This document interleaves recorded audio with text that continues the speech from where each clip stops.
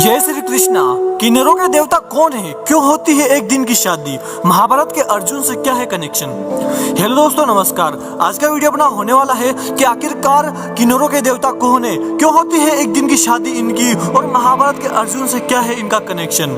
भारत में किन्नरों के कई समाज पाए जाते हैं। बड़ी संख्या में किन्नर भारत में निवास करते हैं। हर शहर में आपको किन्नर मिल जाएंगे। होली, दिवाली या किसी के यहाँ संतान के जन्म पर ये लोग आते हैं और सभी को आशीर्वाद देते हैं। ऐसा कहा जाता है कि प्रभु श्री राम ने किन्नरों को आशीर्वाद देकर कहा था कि कलयुग में तुम्हारा राज होगा। भारत में अब तो किन्नरों का एक अखाड़ा भी है जिसके आचार्य महामंडलेश्वर लक्ष्मी नारायण त्रिपाठी है। किन्नरों के देवता कौन है? देश भर में जितने भी किन्नर है उन सभी के देवता इरावन है। क्यों होती है एक दिन की शादी?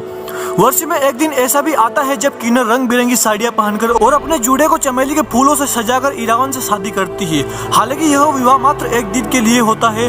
अगले दिन इरावन देवता की मौत के साथ ही उनका वैवाहिक जीवन खत्म हो जाता है। मान्यता है कि इसी दिन इरावन की महाभारत के युद्ध में मौत हो गई थी। इसकी याद में हजारों किन्नर तमिलनाडु के कुआगाम गाँव में एकत्रित होते हैं, जहाँ वे अपनी जिंदगी के सबसे महत्वपूर्ण दिन वार्षिक शादी समारोह में शिरकत करते हैं। पौराणिक मान्यता के अनुसार भगवान श्री कृष्ण ने औरत का रूप धारण कर नाग राजकुमार इरावन से शादी की थी। विल्लुपुरम जिले के इसी गांव में इरावन की पूजा कुथाद्वार के रूप में होती है। हजारों किन्नर इरावन की दुल्हन के रूप में शादी समारोह में शिरकत करते हैं और मंदिर के पुजारी उनकी गर्दन में कलावा बांधती है। महाभारत के अर्जुन से क्या है कनेक्शन?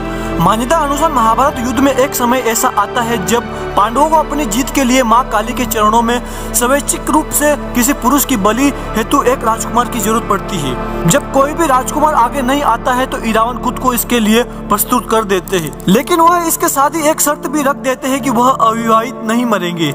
इस शर्त के कारण यह संकट उत्पन्न हो जाता है कि यदि किसी राजा की बेटी या सामान्य स्त्री से उनका विवाह होता है तो वह तुरंत ही विधवा हो जाएगी। ऐसे में कोई भी पिता इरावन से अपनी बेटी के विवाह के लिए तैयार नहीं होता है। तब भगवान कृष्ण समय मोहिनी रूप में इरावन से विवाह करते हैं। इसके बाद इरावन अपने हाथों से अपना शीश मां काली के चरणों में अर्पित कर देता है।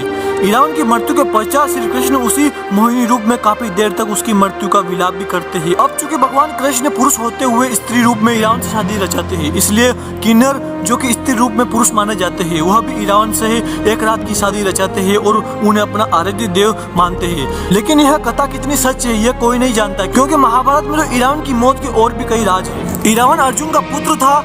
इसका जन्म विशेष काल परिस्थिति में हुआ था। दरअसल एक बार अर्जुन ने युधिष्ठिर और द्रौपदी को एकांत में देखकर वैवाहिक नियम भंग कर दिया था, जिसके चलते उन्होंने स्वेच्छा पूर्वक एक वर्ष के लिए तीर्थ भ्रमण स्वीकार कर इंद्रप्रस्थ छोड़ दिया। एक दिन वे हरिद्वार में स्नान कर रहे थे कि तभी नागराज कौरव की पुत्री नागकन्या उल्पी ने उन्हें देखा और वह उन पर मोहित हो गई। ऐसे में वह उन्हें खींचकर अपने नागलोक में ले गई और उसके अनुरोध करने पर अर्जुन को उनसे विवाह करना पड़ा। अर्जुन ने नागराज के घर में ही वह रात्रि व्यतीत की। फिर सूर्योदय होने पर उल्पी के साथ अर्जुन नागलोक से ऊपर को उठे और फिर से हरिद्वार में गंगा के तट पर आ पहुंचे। उल्पी उन्हें वहां छोड़कर पुनः अपने घर को लौट गई। जाते समय उसने अर्जुन को यह वर दिया कि आप जल में सहस्त्र अजय होंगे और सभी जलचर आपके वश में रहेंगे। अर्जुन और नागकन्या उल्पी के मिलन से अर्जुन को एक वीरवार पुत्र मिला जिसका नाम इरावन रखा गया।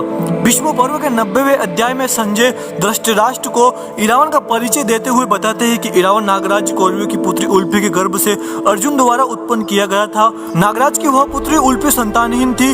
उसके मनोनीत पति को गरुड़ ने मार दिया था, जिससे वह अत्यंत दीन एवं दयनीय हो रही थी। ऐरावत वंशी कौरव नाग ने उसे अर्जुन को अर्पित किया और अर्जुन ने उस नागकन्या को भार्या रूप में ग्रहण किया था। इस प्रकार अर्जुन पुत्र उत्पन्न हुआ था। इरावन सदा मात्र कुल में रहा। वह नागलोक में ही माता उल्पी द्वारा पाल पोसकर बड़ा किया गया और सब प्रकार से वहीं उसकी रक्षा की गई थी। इरावन भी अपने पिता अर्जुन की भांति रूपवान, बलवान, गुणवान और सत्य पराक्रमी था।